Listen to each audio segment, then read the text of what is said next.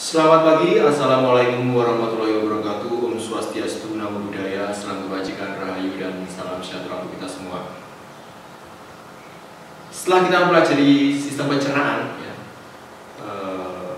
otot-otot dalam sistem pencernaan, saluran pencernaan itu bisa berkontraksi, kemudian nutrisi dan sebagainya itu bisa berkoordinasi masuk ke dalam sel dan sebagainya. Itu karena ada sebuah mekanisme yang mendorong atau mendukung fungsi tersebut. Jadi bagaimana enzim itu nanti diperintahkan untuk dikeluarkan dan sebagainya. Siapa? Yaitu adalah otak, ya. Sistem saraf, nerve system. Nah, sistem saraf itu ada sistem saraf pusat dan sistem saraf tepi pada manusia, ya. Kalau sistem saraf pusat itu berupa dari otak dan sumsum tulang belakang atau medula spinalis. Nah, bagaimana sih kita bisa tadi makanan bisa masuk melalui mulut dan sebagainya? Tentu kan ada mekanisme yang diperintahkan oleh otak. Kamu mendengarkan video ini juga ada mekanisme untuk mendengarkan, ya. Diterima oleh panca indera, oleh alka indera, yaitu mata misalnya melihat, telinga, hidung, ya. Kemudian nanti diberikan informasinya ke otak, kemudian diolah, kemudian kamu menanggapi. Nah, jadi pada video ini kita akan belajar mengenai sistem saraf, bagaimana sebuah organisme, terutama manusia ini bisa menanggapi rangsang, ya, entah atau stimulus. Tentu ada kaitan antara organ yang satu dengan yang lain, sistem organ yang satu dengan yang lain. Tentunya berkaitan dengan sistem indera yang akan dibahas di pertemuan berikutnya. Untuk lebih jelasnya, mari kita simak video mengenai sistem saraf berikut ini.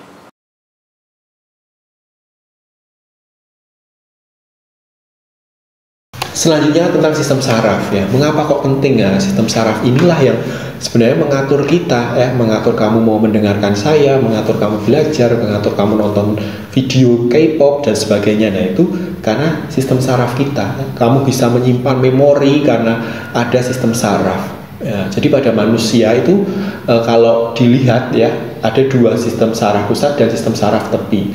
Kalau sistem saraf pusat, ya, otak kita dan medula spinalis atau sumsum tulang belakang itu. Jadi di vertebrae kita, di tulang belakang kita itu ada medula spinalis, itu juga sistem saraf pusat, ya. Makanya ketika misalnya kamu main dorong-dorongan itu terus sampai tulang ekornya rusak dan sebagainya, itu kan berbahaya, ya, karena di situ juga ada saraf-saraf begitu, ya. Nah, kalau dilihat di otak kita ini dan di sumsum tulang itu banyak sekali sel-sel saraf yang namanya neuron. Kita sudah belajar di jaringan hewan, ya, neuron. Kalau nefron itu pada sistem ekskresi, ya. Kalau neuron pada sel saraf atau nerve cells, ya.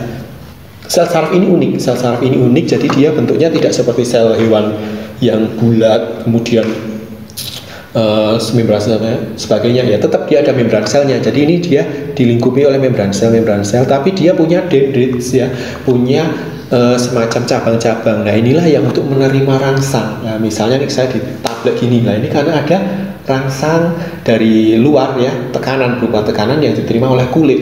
Nah, nanti rangsang itu akan menjulur nih ke bagian yang namanya akson. Nah, jadi akson itu badan sel atau selnya yang memanjang. Nah, kalau lupa nanti lihat lagi jaringan hewan, kemudian tergabung-gabung dengan sel lain. Nah, ada bagian dari akson yang diselubungi oleh neuroglia, selebumielin, dan ada juga yang sel Schwann. Jadi sel saraf itu, sistem saraf atau jaringan saraf itu bukan hanya tersusun atas sel-sel neuron aja, tapi ada yang namanya neuroglia. Neuroglia inilah yang memberi atau menyokong sel-sel saraf, begitu, ya. Nah, ini adalah contoh dari misalnya gerak refleks nih, misalnya kita kepentok meja, ya, misalnya grogian dipanggil guru kepentok meja, ya, misalnya, ya. Nah, itu langsung jenggirat, ya. Nah, itu kan karena ada yang namanya gerak refleks. Nah, nanti sebenarnya sistem saraf pusat ini ada yang namanya gerak biasa dan gerak refleks. Kalau gerak biasa, ya, kita misalnya joget-joget gini-gini, ya, itu gerak biasa, ya, karena kita sadar, ya kan, dan kita kita koordinir, ya kan. Misalnya kamu nggak mau mendengarkan saya, itu kan mau tidur, nah itu kan gerak yang dikoordinir. Nah, tapi kalau misalnya refleks, ya kan, tiba-tiba, ya, atau kalau mau contohnya misalnya kalau itu di kaki itu diketok-ketok gitu ya. Jadi di tempurung apa itu ada diketok sehingga dia akan gerak sendiri. Nah itu gerak refleks juga. Kita lagi goreng samyang misalnya, kena pancinya, kemudian jenggirat tangannya, nah itu gerak refleks ya. Nah itu gerak yang cepat. Nah jadi dia tidak diterima dari otak dulu ya, jadi dia langsung cepat diterima oleh saraf-saraf. Kalau sel saraf yang menerima rangsang atau stimulus itu namanya neuron sensorik. Nah, jadi misalnya di tablet ya, neuron sensorik rasa, langsung ngomong ke otak, aku di tablet, nah gitu kan. Dari otak nanti misalnya kita menjenggirat ginian, menarik. Nah, yang menarik ini siapa? Otot. Nah, tapi otot kan nggak bisa langsung menarik. Dia ingat ya, waktu kontraksi relaksasi ada saraf. Nah, saraf yang menghubungkan dari otak ke otot disebut neuron motorik karena untuk bergerak. Nah, gitu ya. Jadi neuron sensorik itu untuk menerima rangsang, kalau motorik itu ke otot untuk bergerak. Nah, kemudian ada neuron konektor. Neuron konektor ini menghubungkan antara neuron sensorik dan neuron motorik. Ya, misalnya di sumsum tulang belakang tadi. Jadi ketika kita refleks, kita nggak dibawa ke otak ya, tapi langsung melewati neuron konektor ini atau interneuron, langsung kita bergerak. Nah, mungkin setelah itu baru diberitahu ke otak, oh tadi saya terkena panas misalnya, seperti itu. Itu gerak refleks ya. Bedanya ya, kalau gerak biasa ya, misalnya kamu dipanggil ibu guru, bapak dosen misalnya, Fajar maju. Nah, kan dengar nih dari telinga nih ya, sama melihat di respon di otak. Aduh, maju pora yo. Nggak maju. Nah, itu gerak biasa. Nah, kan kalau malah tiduran gitu, nggak boleh ya, itu ya. Nah, jadi kalau diringkas tadi, kalau gerak biasa itu ya ada rangsangan atau stimulus diterima oleh indera kita, indera mata misalnya, kemudian dibawa oleh neuron sensorik menuju ke otak untuk diterjemahkan informasinya, dan dilewatkan oleh neuron motorik. Jadi impulsnya dilewat motorik kemudian ke efektor. Jadi neuron sensorik itu sel saraf yang menuju ke otak itu dari indera, kemudian di otak diinformasikan, impuls dibawa oleh neuron motorik kemudian ke efektor misalnya untuk bergerak. Efektor itu biasanya otot. Kalau gerak refleks itu cepat biasanya, ini ada rangsangan, kemudian indera misalnya yang kena adalah tangan misalnya, kulit ya, itu ada neuron sensorik langsung ke neuron konektor di medula spinalis. Medula spinalis itu sumsum tulang belakang, langsung diteruskan impulsnya ke neuron motorik kemudian ke efektor misalnya kita gerak. Jadi kalau gerak refleks itu cepat, tidak melalui otak ya. Jadi kalau ke otak mungkin setelahnya jadi tahu, oh tadi saya kena panas misalnya gitu, tapi gerak refleksnya itu cepat sekali bergeraknya. Itu ringkasan antara gerak biasa dan gerak refleks. Nah, bagaimana sih kok bisa bergerak kita itu ya? Bagaimana sih kok tadi di tablet, melihat TV terus kita bisa, itu BTS ya kan misalnya gitu, BTS ya gitu kan. Nah itu karena ada yang namanya impuls ya, rangsang dulu nanti akan diterjemahkan menjadi impuls-impuls saraf. Jadi ibaratnya kalau saraf itu seperti kemarin ya, seperti kabel-kabel gitu loh. Jadi yang menghubungkan. Nah, di sel saraf itu banyak listrik dalam artian adalah ion-ion. Nah, ion-ion di dalam sel saraf kita. Jadi ibaratnya listriknya itu bergerak karena ada ion-ion. Nah, kita ingat di membran sel kemarin, bab tentang membran sel ada pompa ion natrium kalium. Nah, di sel kita kan ada natrium dan kalium. Nah, itulah yang nanti akan membantu dalam pergerakan impuls-impuls tadi itu. Begitu. Jadi dalam keadaan biasa tidak ada rangsangan, ada stimulus, itu namanya keadaan polarisasi. Ya, ini kalau dari gambar. Jadi polarisasi itu apa? Ini kan akson ya, ini gambar akson, di dalamnya ada sitoplasma, ini membran selnya nih loh. Kok bentuknya nggak bulat Pak? Karena kan karakteristik dari sel saraf berbeda. Nah itu jadi ini membran selnya, ini sitoplasma ya. Ingat cairan, makanya kita harus belajar struktur sel dulu. Kalau belum bisa struktur sel harus remedi dulu ya kan. Nah bagian luar itu adalah natrium kebanyakan ya, atau bermuatan positif. Sedangkan di bagian dalam itu lebih bermuatan negatif atau K+, dan senyawa-senyawa anorganik lainnya. Ini dalam kondisi istirahat atau polarisasi. Terus ada rangsangan di tablet, nah misalnya, nggak boleh ya nablek-nablek ya.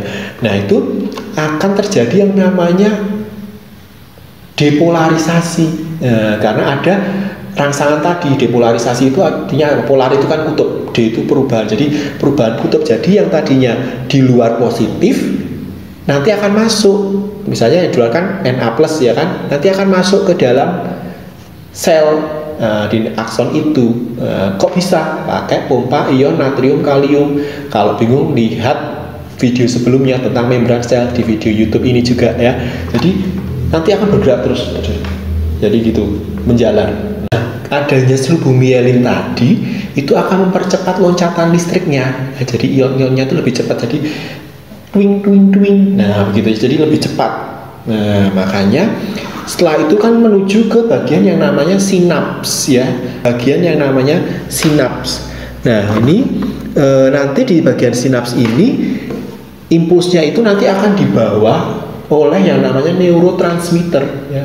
Neurotransmitter itu zat-zat yang untuk menerjemahkan atau untuk membawa kode-kode ibaratnya gitu ke sel saraf lainnya atau ke organ efektor. Nah, neurotransmitter ini nggak bisa jalan-jalan sendiri, dia harus dibungkus oleh vesikel ya. Ingat vesikel kemarin di sel saraf, ibaratnya seperti di sel hewan, ibaratnya seperti kantong yang membawa neurotransmitter itu. Dia butuh kalsium Ca2+ ya. Nah, kemudian si neurotransmitter ini nanti dibawa oleh vesikel menuju ke bagian membran sel ya, yang ujung ini prasinaps, ini celah sinaps, ini pasca sinaps, ini daerah sinaps ya.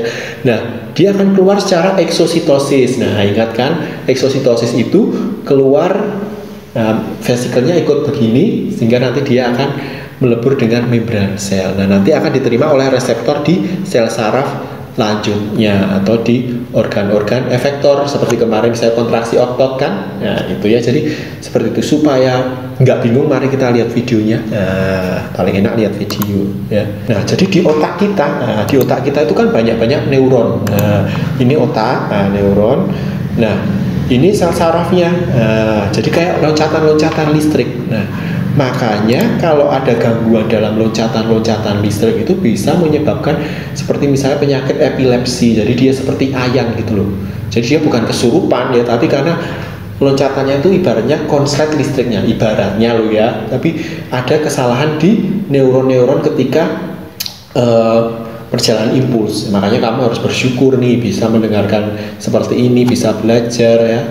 Jangan mengeluh. Nah, jadi di bagian luar itu tadi positif, bagian bawah, bagian dalam sel ini sel ini. Jadi sel itu kan panjang dia. Ini sel sampai sono sel nih ya. Nah, ini bagian luarnya positif, bagian dalam negatif. Nah, itu keadaan polarisasi. Tapi ketika ada rangsang, nah nanti yang positif akan masuk natriumnya. Nah, ini depolarisasi.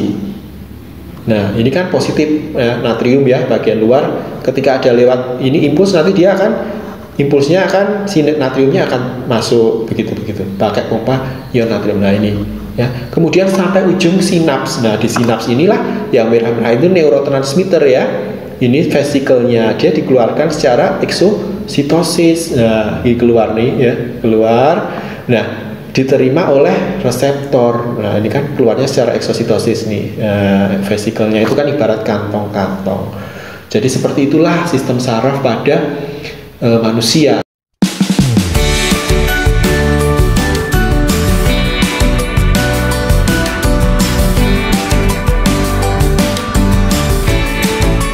Jadi kalau dilihat tadi secara umum ya, jadi di otak kita tuh banyak sel saraf. Nah, tadi dikatakan bahwa manusia itu memiliki sistem saraf pusat dan sistem saraf tepi. Nah, sistem saraf pusat ini adalah otak dan medula spinalis. Nah, ini otak kita ya. Kemarin kita belajar ada tulang frontalis, parietalis. Nah ternyata di otak juga ada bagian-bagiannya, lobus frontalis, lobus parietalis, lobus occipitalis ya. Kalau menghafal nama tulang bisa, kemarin ingat ya. Nah ini biasanya kalau bagian depan ini untuk berpikir misalnya begitu, bagian cerebellum misalnya ini ya, ini untuk keseimbangan. Kalau medula oblongata ini biasanya untuk pengaturan, seperti kemarin pernafasan, respirasi, adanya kandungan asam terlalu tinggi di dalam darah ya, pH-nya rendah, itu kan diatur oleh medula oblongata, kita bisa bernafas, itu medula oblongata. Makanya nggak boleh tuh kita mijet-mijet sini terlalu ini ya, takutnya medula oblongatanya terjadi kerusakan begitu ya. Kalau sistem saraf tepi ya sistem saraf yang di luar otak dan medula spinalis itu tadi. Nah, nanti ada 12 pasang saraf kranial dan 31 pasang saraf spinal. Ada yang membedakan sistem saraf tepi menjadi somatik dan autonom. Nah, ada sekitar 12 sistem saraf tepi seperti olfaktorius, optik, okumulatorik. Nah, ini nanti sistem saraf tepi yang biasanya ada di indera-indera kita yang akan dibahas di pertemuan berikutnya. Ya, jadi teling, optik itu di mata dan sebagainya. Nah, begitu ya. Nanti kita lihat video berikutnya. Untuk post test ya. Mengapa penyalahgunaan narkoba dan alkohol bisa membuat kerusakan pada saraf? Kaitkan dengan struktur sel saraf ya, di bagian mana? Apa yang dimaksud epilepsi dan apa pemicunya sebenarnya? Yang ketiga, apa itu psikosomatis dan bagaimana hubungannya dengan kesehatan manusia? Kita sering mendengar kata istilah psikosomatis pada saat pandemi COVID ini ya. Jadi apa sih kaitannya psikosomatis dengan kesehatan atau penyakit-penyakit yang ada di tubuh manusia atau human body? Apa kaitannya sistem saraf dengan sistem sirkulasi? Seperti apa sih hubungannya ya? Yang kelima, tuliskan mekanisme perjalanan impuls saraf sampai dengan sinaps. Jadi dibuat alurnya atau flowchartnya dari rangsangan, dendrites, akson, dan bagaimana ada polarisasi, depolarisasi, dan hingga sampai ke sinaps, eksositosis, neurotransmitter. Nah, itu tadi mengenai sistem saraf, di mana otak menjadi pusat dari sel-sel saraf atau neuron. Ya. Neuron adalah sel saraf atau nerve cell. Jadi strukturnya ada dendrites yang fungsinya untuk menerima rangsang, ya. Kemudian dibawa ke soma, kemudian ke akson. Ya. Akson itu pemanjangan dari soma atau badan sel. Struktur sel dari sel saraf berbeda dengan struktur sel yang sering kita pelajari ya, karena dia unik. Ada juluran-juluran dendrites dan akson. Ya. Di akson ada ditempeli oleh neuroglia, contohnya adalah seluruh mielin, ya kan? Ada bagian yang tidak ditempeli oleh seluruh mielin, namanya nodus ranvier atau nodus venosa. Perjalanan sel saraf impuls itu kan karena listrik ya, ada ion Na+, K+, mulai dari polarisasi, depolarisasi, kemudian menuju daerah sinaps. Di sinaps ada neurotransmitter yang dibungkus oleh vesikel. Kita ingat di struktur sel bahwa vesikel itu fungsinya untuk sebagai kantong-kantong, kemudian dieksositosiskan ke sel saraf berikutnya atau ke organ efektor. Contohnya kemarin saat kita kontraksi itu kan ada saraf yang menempel di otot. Nah, itulah kenapa kita bisa bergerak, karena ada mekanisme nih. Wah, saya mau joget TikTok ya kan. Nah, itu kan karena ada respon pas saya melihat itu, kemudian menirukan gerakannya misalnya. Nah, itulah mengenai sistem saraf. Jadi saraf itu menjadi suatu hal yang penting karena dia memberikan informasi-informasi ke organ-organ target, misalnya tadi di lambung untuk meremas-remas dan sebagainya. Itu saja, terima kasih, selamat siang.